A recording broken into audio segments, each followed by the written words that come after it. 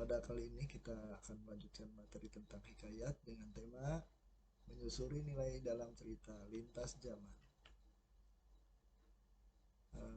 Materi hikayat tentu kita harus mengetahui dulu tentang pengertiannya ya.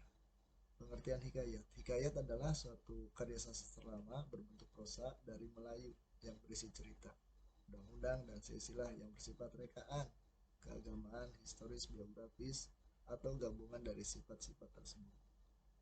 Hikayat berguna sebagai pelipur lara, membangkit semangat juang, atau sekedar untuk meramaikan pesta. Contoh hikayat antara lain yaitu Hang Tuah, Perang Palembang, dan 1001 Malam. Karena hikayat berasal dari Melayu, hikayat banyak ditulis dalam bahasa Melayu.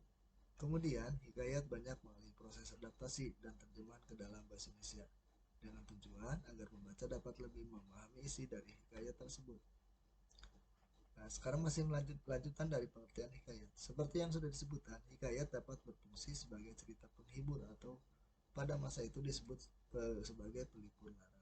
Contohnya seperti Hikayat Hang Tuah yang bercerita mengenai perjalanan seorang prajurit. Di dalamnya terdapat cerita yang membuat pembacanya akan merasa haru. Selain itu, ada pula hikayat yang sengaja ditulis untuk mendokumentasikan sesuatu seperti silsilah kerajaan. Lalu ada juga hikayat yang ditulis dengan jalan cerita yang dibuat-buat sesuai perintah dari raja. Tujuannya untuk membuat para musuh merasa takut karena seolah-olah kerajaannya lah yang paling perkasa.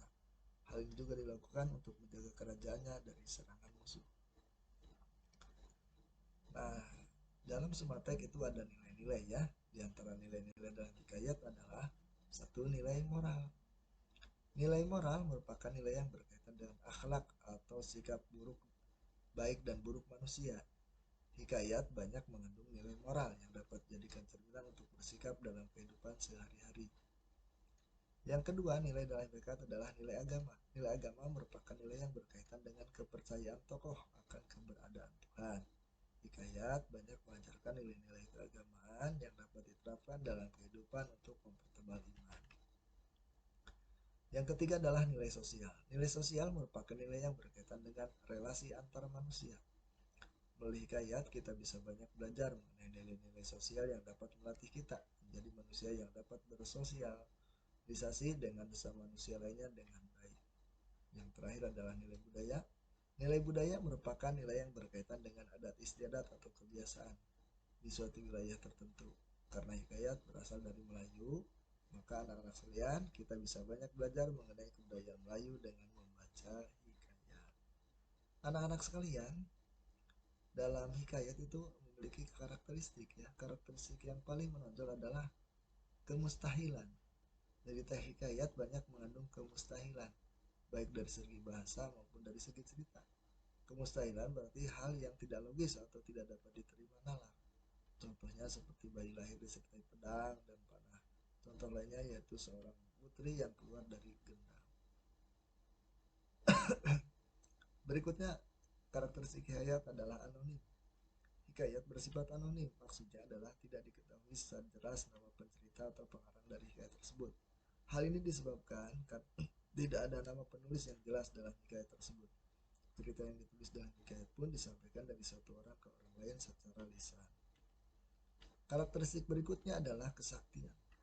Tokoh dalam hikayat seringkali diceritakan memiliki kesaksian tertentu. Contohnya yaitu tokoh Garuda yang memiliki kemampuan merusak kerajaan dikalahkan oleh Syahperi.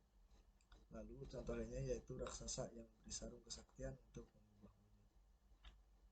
Karakteristik berikutnya adalah istana sentris. Hikayat seringkali bersifat istana sentris, yaitu bertema dan berlatar kerajaan. Tokoh-tokoh yang diceritakan dalam hikayat biasanya adalah raja, anak raja atau prajurit.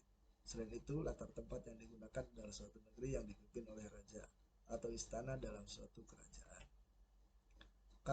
Karakteristik berikutnya adalah arkais. Hikayat bersifat arkais, yaitu menggunakan bahasa yang sudah lampau. Bahasa yang digunakan dalam hikayat sudah jarang dipakai atau tidak lazim digunakan dalam komunikasi masa kini. Contohnya seperti hatta, tita, upeti, dan bencana. Statis. Penggambaran dan penulisan kisah dalam hikayat tidak memiliki banyak perbedaan dengan hikayat lain atau hikayat dari negara lain. Unsur, kisah, dan segala hal dalam hikayat memiliki kemiripan antara satu dengan lainnya. Dengan begitu, hikayat menjadi menjadi salah satu karya sastra yang statis atau tetap. Karakteristik terakhir dari hikayat adalah bersifat edukatif.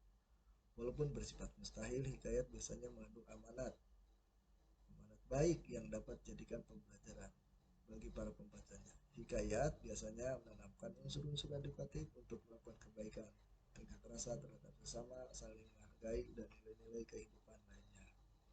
Nah, demikianlah materi hikayat pada pertemuan kali ini.